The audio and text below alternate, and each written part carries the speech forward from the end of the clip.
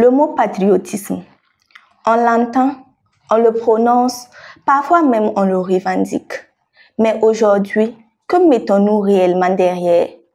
Est-ce l'amour du drapeau ou celui du peuple? Est-ce un sentiment réel ou un slogan politique? Bonsoir chers téléspectateurs et bienvenue dans ce nouveau numéro de votre émission Question d'existence. Dans un monde en mouvement, le patriotisme semble à la fois nécessaire mais mal compris. Alors, être patriote aujourd'hui, qu'est-ce que cela veut dire? Pour en parler, nous avons à nos côtés un sociologue, Monsieur Basile Farga. Bonsoir Monsieur Farga. Bonsoir et mon salut à tout le personnel. Merci pour votre disponibilité. Merci pour l'invitation. D'accord, Monsieur Farga.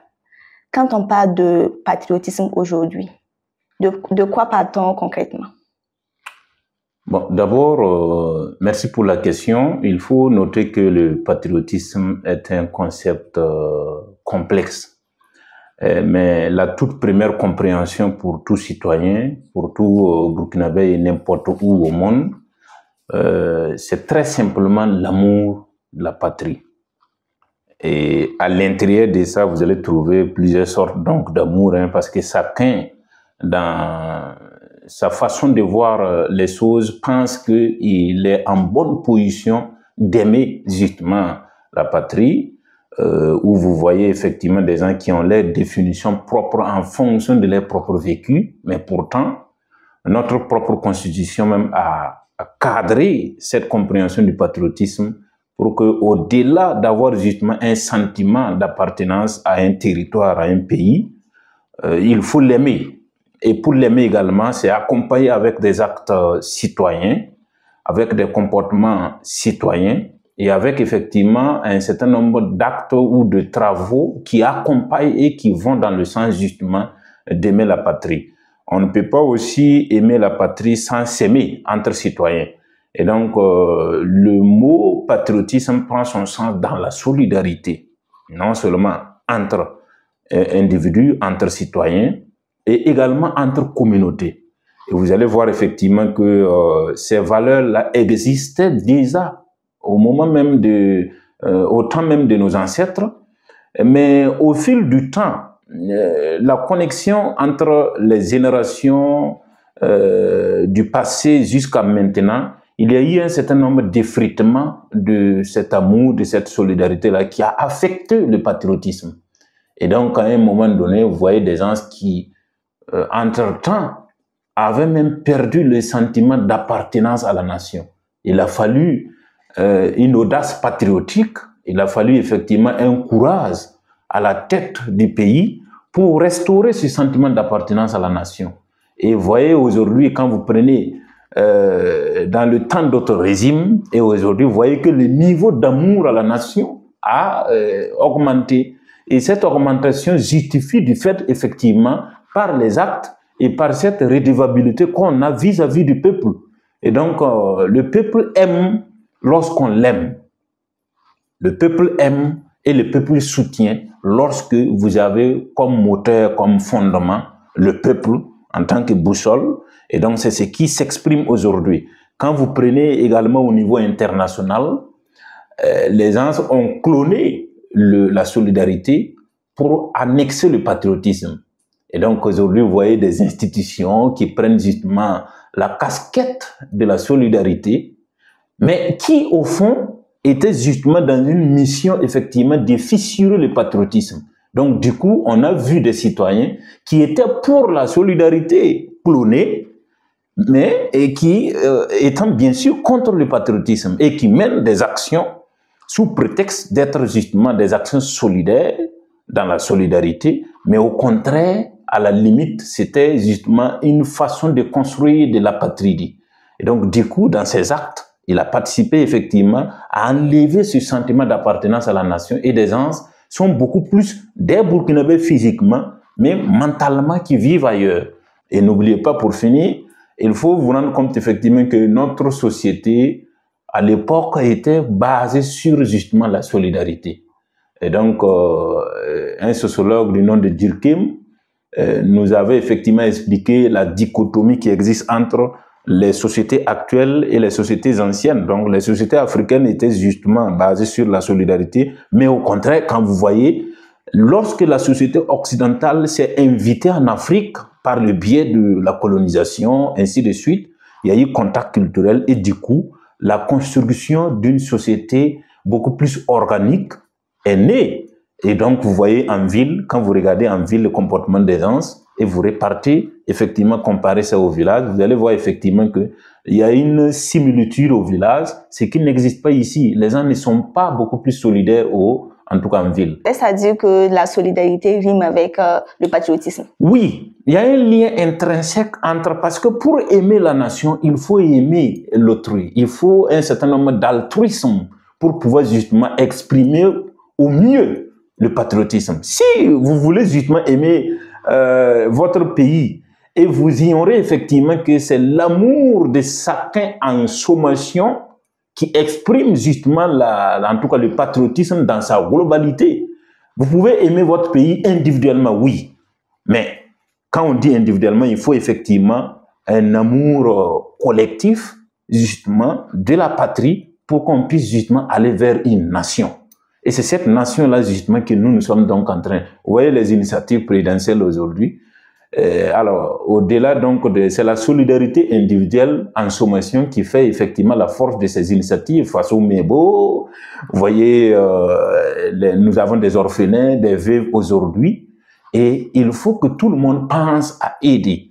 Et c'est dans ces actions-là que nous avons le vrai sens justement de ce patriotisme, aimer le pays et accepter justement que nous sommes dans un contexte particulier. Et c'est dans cet amour-là que nous arriverons effectivement à non seulement nous aimer entre nous, mais aussi aimer la nation parce que le pays, c'est chacun individuellement pris, mais c'est tout le monde collectivement considéré. Mais est-ce qu'en dehors de ça, le patriotisme n'est pas lié à la défense du territoire? Oui. Quand je disais justement que le patriotisme était complexe, c'était de sorte que c'est un mot, c'est un concept qui est total. Quand le patriotisme est lié à la défense, c'est lié à l'économie, c'est lié au social, c'est lié, ça veut dire que c'est un mot central dans un pays où effectivement, vous voyez que la société est dynamique et que c'est comme par exemple, j'aimais dire entre-temps ici que de la même manière, vous voyez justement que la société dans sa globalité est comme le corps humain. Et le corps humain, il y a les mains qui ont des rôles donnés, il y a la tête qui a effectivement un rôle donné, et il y a également les jambes, il y a effectivement les yeux, ainsi de suite. Et chaque organe dans le corps humain a effectivement un rôle. Et quand vous prenez également le corps social également est composé de la même manière. Et donc, lorsque le domaine sécuritaire dans le corps social est attaqué, on a besoin justement du patriotisme. Et lorsqu'on a besoin du patriotisme, au même moment, le domaine de la défense attaquée affecte le domaine économique. Et vous voyez, aujourd'hui, nous sommes en guerre et effectivement, le domaine économique est attaqué en même temps. Et en même temps, le domaine social est annexé. Et du même moment, vous avez vu effectivement qu'au niveau politique, il y a eu un problème. Au niveau diplomatique, il y a effectivement un problème. Donc, tout le monde est engagé au même moment. Et on a besoin du patriotisme dans presque tous les domaines. Vous voyez que le chef de l'État, le capitaine Ibrahim Traoré, nous appelle aujourd'hui à être patriotes. Et il a même décrété des journées d'engagement patriotique et participation citoyenne. C'est pour dire qu'il faut que tout le monde soit citoyen.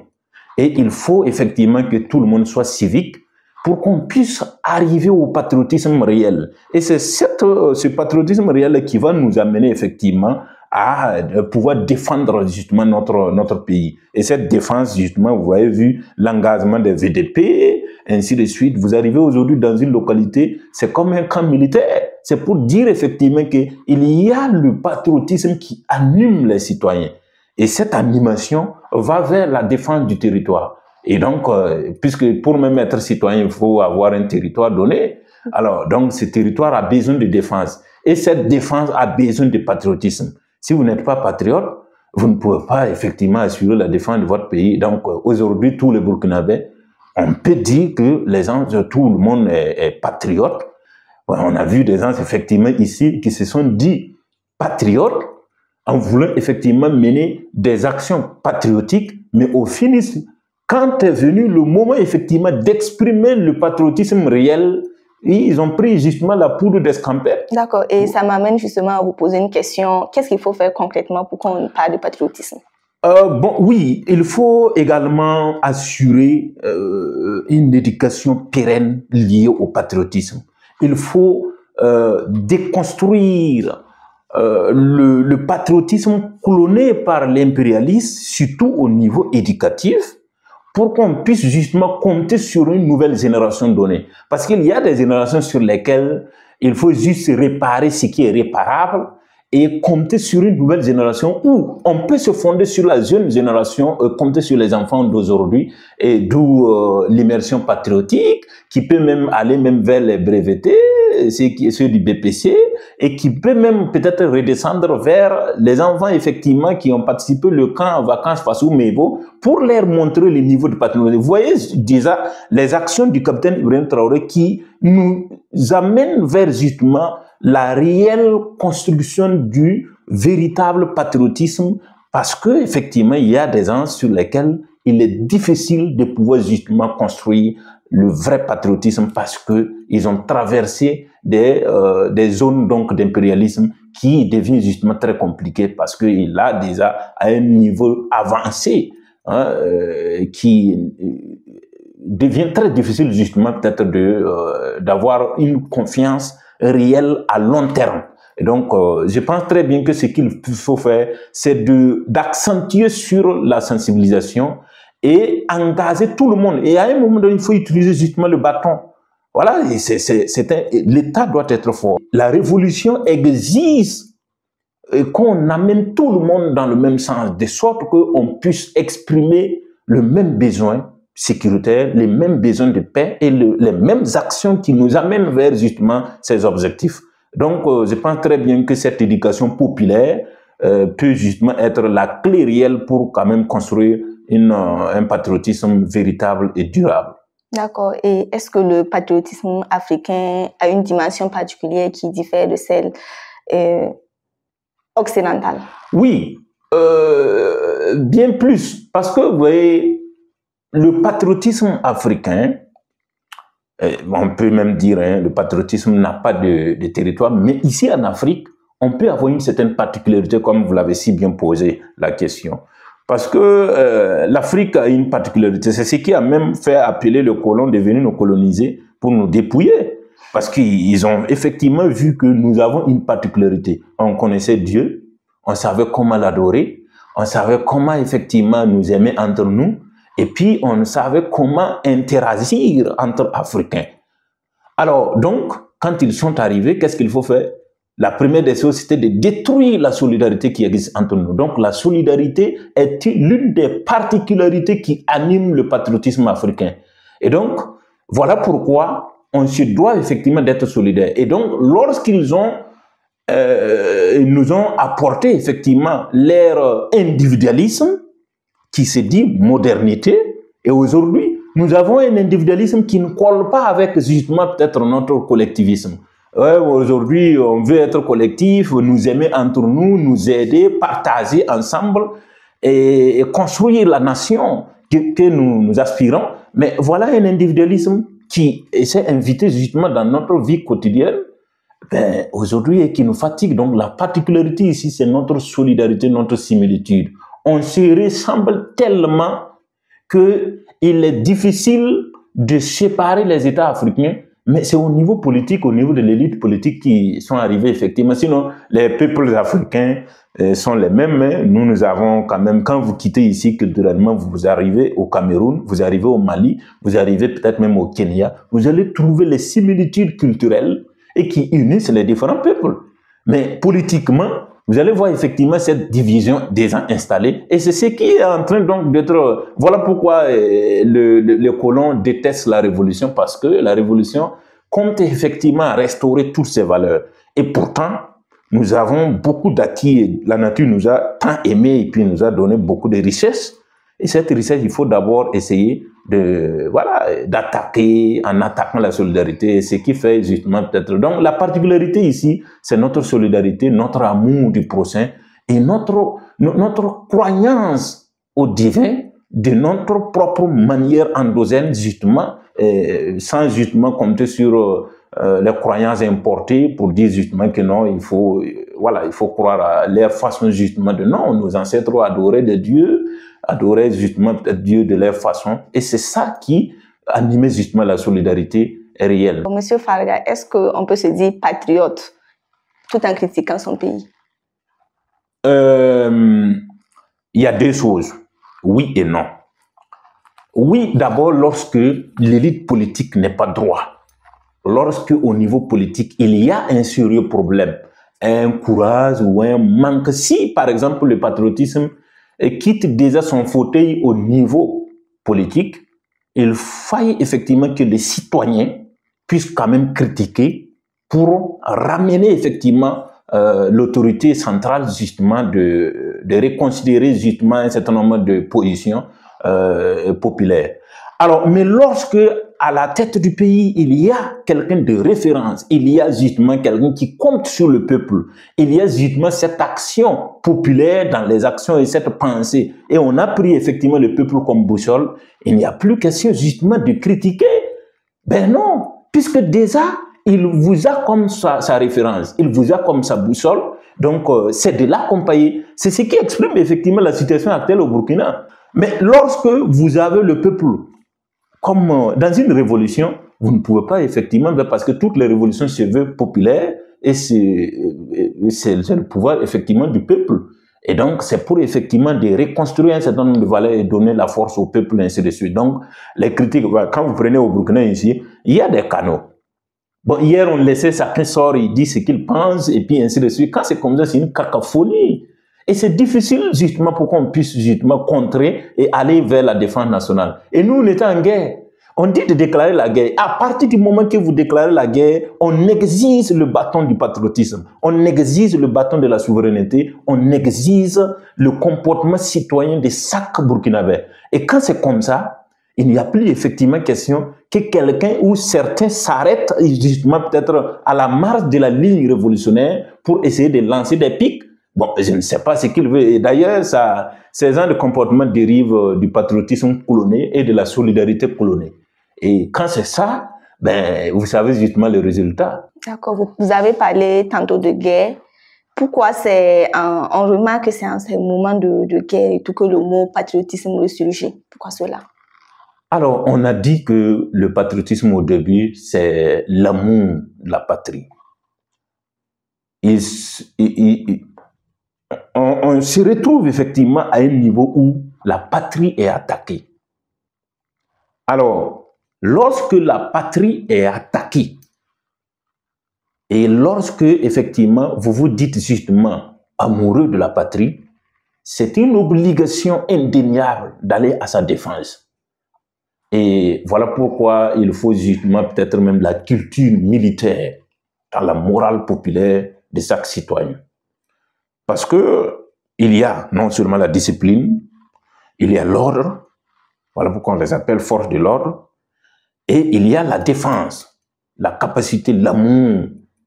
Et donc, à ce niveau, lorsque un pays est attaqué, un pays est en guerre, c'est là qu'on voit justement le vrai sens du patriotisme.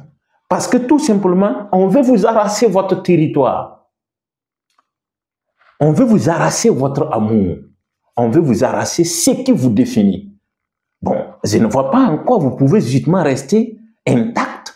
Nos grands-parents, quand les explorateurs étaient venus justement, qu'est-ce qu'ils ont fait? Il y a eu une résistance farouche. Il y a des gens qui ont résisté dans la résilience justement pour nous léguer cette patrie-là. Et le patriotisme n'est pas seulement dans la bouche, ce n'est pas seulement, c'est dans les actes quotidiens.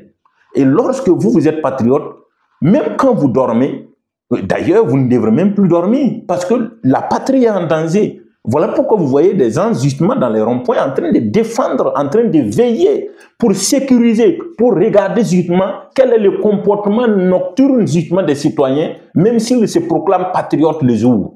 Donc c'est tout ça qui fait qu'effectivement, quand on est dans une situation justement de menace, seul le patriotisme peut démarrer la machine de la défense. Et c'est là qu'on appelle justement tous les citoyens d'être non seulement solidaires entre eux, être solidaires justement à nos dirigeants et être solidaires à justement tout ce qui tourne autour donc, de la défense nationale. Mais quand on avance comme ça par le patriotisme, vous voyez qu'il y a des victoires.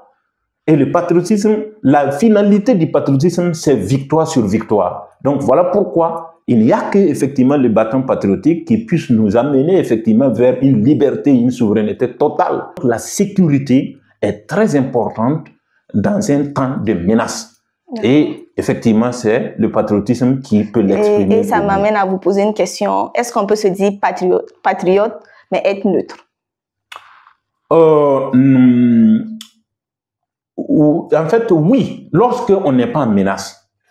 Mais quand on est en guerre, il n'y a que deux positions. Il n'y a que deux positions parce qu'il y a l'ennemi qui vous attaque et il y a le camp des patriotes qui défend le territoire. Et donc, en temps de guerre, les neutres, ou peut-être ceux qui s'identifient en neutre, sont des gens qui rentrent dans la zone des produits consommables par l'impérialisme ou peut-être par l'ennemi, s'il faut bien le dire. Parce que quand vous êtes neutre, c'est pour dire quoi? Ça veut dire que vous êtes exploitable par l'ennemi contre justement l'autre camp. Alors, exploitable, donc, lorsque la patrie est en tout cas en guerre, aucun n'a le droit d'être neutre. Parce que veut dire votre neutralité dans ce sens? Vous pouvez avoir un emploi, une profession qui vous exige la neutralité. Mais c'est dans votre travail. Et d'ailleurs, si votre travail, c'est pour le bien du pays, il faut que vous preniez position. Position du pays. Parce que c'est parce que le pays existe que vous vivez. C'est parce que le pays existe que vous travaillez. C'est parce que le pays existe que vous êtes dans une dynamique de vouloir être neutre. Donc, cette neutralité n'a plus de sens lorsque la patrie est attaquée. Donc, ça veut dire que tout le monde se doit justement d'être du camp donc ami, du camp du pays, du camp donc de la nation. Et pour justement contrer l'ennemi. Voilà pourquoi moi, je ne vais jamais comprendre quelqu'un qui s'identifie en neutre dans une position de guerre. Non, il n'y a pas trois positions. Il n'y a que deux positions. Soit tu es contre la patrie, ou bien tu es pour la patrie. Et donc là, si les gens comprennent ça, il n'y a pas de souci. On est quitte à ce niveau que le patriotisme, quand il se met en mouvement, n'a que deux sens. Contre les non-patriotes, en cas de menace, ou être justement solidaire aux patriotes pour effectivement construire la nation réelle et capable justement de se défendre. On ne peut pas être neutre en temps de guerre. D'accord, M. Fadaga, nous sommes pris par le temps. Et enfin, la dernière question, qu'est-ce qu'on retient concrètement du patriotisme? Est-ce que c'est aimer son pays ou bien le démontrer par des actions concrètes? Les deux. Non seulement aimer, parce qu'il ne suffit pas de dire qu'on aime le pays et puis après vous ne faites rien. Aimer le pays, mais prouver cet amour par des actions concrètes. Dans le comportement quotidien, dans tes actions, tes rapports à autrui et ton comportement, ton interconnexion avec les autres et ta solidarité avec justement les situations et ceux qui sont en difficulté importante pour dire que ceux qui sont en grave difficulté. Et donc, c'est aimer la patrie, mais par le comportement, par les actes et justement par les actions citoyennes. Et donc, il faut participer à toutes les activités citoyennes et aimer justement autrui, aimer la nation et respecter les institutions et justement le bien commun. Parce que le bien commun, c'est effectivement là où on trouve justement le vrai sens du patriotisme qui se rejoint dans ce rond-point. Donc, le bien commun est un rond-point où tournent tous les patriotes. Et donc, vous devrez respecter et protéger justement ces biens communs. Voilà pourquoi la brigade Labal, justement, a été mise en place par, en tout cas, la présidente du FASO pour qu'on puisse effectivement ramener tout le monde vers le respect du bien commun et justement les comportements civiques. D'accord. Merci beaucoup, Monsieur Fadaga. Je vous en prie et merci beaucoup à vous. Et on espère vous revoir une autre fois sur notre plateau. Sans problème, nous sommes bien disponibles. D'accord. Le patriotisme est une question de conscience. C'est la manière dont chacun choisit d'aimer, de servir et de faire grandir son pays. Aimer sa patrie, c'est vouloir qu'elle s'élève. Et si le vrai patriote aujourd'hui, c'était celui qui bâtit, qui unit, qui transmet. Celui qui, au-delà des mots, fait vivre l'idée d'un pays debout et digne. Merci à Monsieur Farga pour sa disponibilité. Merci également à vous, chers téléspectateurs, de nous avoir suivis. Et rendez-vous le mardi prochain pour un nouveau numéro de votre émission Question d'existence. D'ici là, portez-vous bien. Bye bye.